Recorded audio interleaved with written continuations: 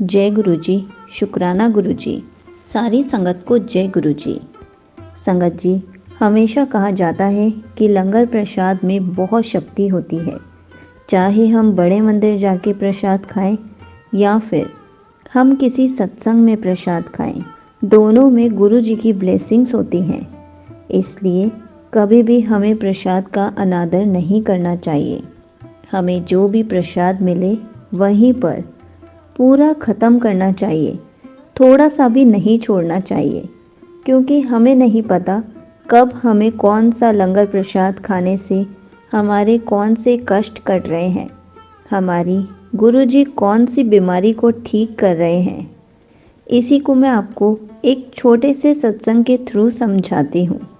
एक आंटी जी मॉर्निंग में सोकर उठी, तभी उनके जॉइंट्स वर्क नहीं कर रहे थे और उनको बहुत ज़्यादा फीवर था। उन्हें समझ नहीं आ रहा था कि एकदम से क्या हो गया। उन दिनों चिकनगुनिया भी बहुत ज़्यादा चल रहा था। उन्हें लगा कि उनको चिकनगुनिया हो गया है, पर 2 दिन तक बेड से वो उठ ही नहीं पाई। मेडिसिन्स भी ली, लेकिन कुछ भी इम्प्रूवमेंट नहीं हुई। प्रॉब्लम बढ़ती ही जा रही थी, पर उनको कुछ समझ नहीं आ रहा था। उनकी फाइनेंशियल कंडीशन भी उतनी स्ट्रॉन्ग नहीं थी कि वो अपना डायग्नोसिस या फिर ट्रीटमेंट करवा सके। ऐसा लग रहा था कि ईश्वर अब उठा ले, क्योंकि उनकी लाइफ एक अपाहिज की तरह हो गई थी। वो सत्संग में जाती और चेयर पर बैठती, तब भी उनके पैर सूज जाते थे, नीचे वो बैठ नहीं पाती थी।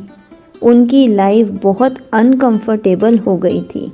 उन्होंने गुरुजी से कहा कि गुरुजी, मैं इन्हीं पैरों से चलकर आपके द्वार और सत्संग में आती हूँ और अपनी मम्मी की सेवा करती हूँ, चाहे तो मेरी बॉडी में कोई प्रॉब्लम दे दो।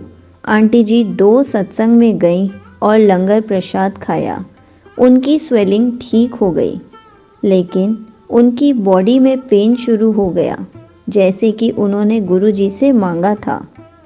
प्रॉब्लम बढ़ती जा रही थी। किसी ने उनको कहा कि तुम्हें आर्थराइटिस की प्रॉब्लम हो गई है, किसी ने कहा किडनी की प्रॉब्लम हो गई है और किसी ने कहा यूरिक एसिड बढ़ गया होगा, टेस्ट करवा लो। किडनी के टेस्ट 800 या 1000 के होते हैं। उनके पास उस टाइम 800 या 1000 रुपए ट्रीटमेंट के लिए या टेस्ट कराने के लिए नहीं थे। उन्होंने गुरुजी से कहा, गुरुजी तुसी की किता? खूह तो कढ़िया ते खाई विच सुट दिता। गुरुजी ने उनसे कहा, तूने ही तो मांगा था, तू जो मांगेगी वो तो मैं देवांगा ही। वो सारी रात सो नहीं पाई, बहुत पेन था। उनकी लाइफ टेस्टलेस हो गई थी, रूटीन का कोई वर्क नहीं कर पा रही थी। ऐसा 1-1.5 महीना चलता रहा। फिर उनको बुटीक से कॉल आया कि अपने कपड़े ले जाओ, मैंने सिल दिए हैं। वो जैसे ही वहाँ जाती हैं तो मास्टर जी समोसा प्रसाद मंगवाते हैं और गुरुजी के बारे में बातें होती हैं।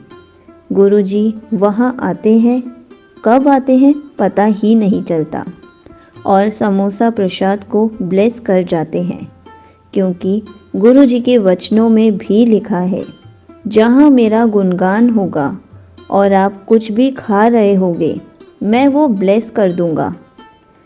आंटी जी घर आई और सो गई। जैसे ही वो उठी बिल्कुल ठीक थी।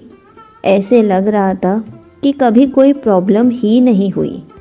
उन्होंने गुरुजी का बहुत शुक्राना किया कि गुरुजी आपने मेरा कष्ट इतनी जल्दी काट दिया। गुरुजी उनको कहते हैं, मैं तेनू ठीक कर देता, अब मैनू हलवा प्रसाद खिला। उन्होंने हलवा प्रसाद बनाकर गुरुजी को भोग लगाया। गुरुजी ने उनको न्यू लाइफ ब्लेस की, जो कि वो उम्मीद खो चुकी थी, पर उनके गुरु पाने इम्पॉसिबल को भी पॉसिबल कर दिया। उन्होंने गुरुजी को बहुत शुक्राना किया और जो भी उनकी बॉडी में प्रॉब्लम थी, गुरुजी ने बिल्कुल जड़ से ख़त्म कर दी। संगत जी, इसलिए हमेशा कहा जाता है लंगर प्रसाद में बहुत शक्ति है।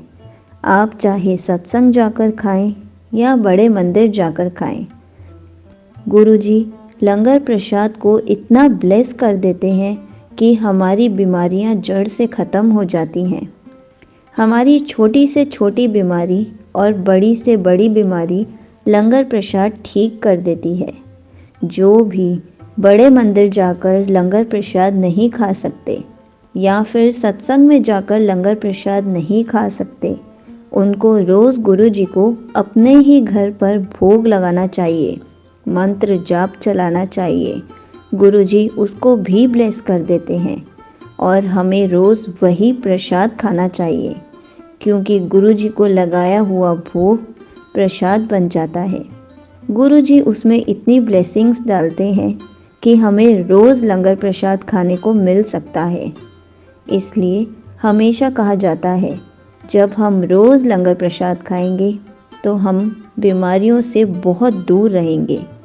गुरुजी हमारे सारे कष्ट, सारी बीमारियां जड़ से ख़त्म कर देंगे और एक ब्लेस्ड लाइफ हमें मिल जाएगी। जय गुरुजी, शुक्राना गुरुजी।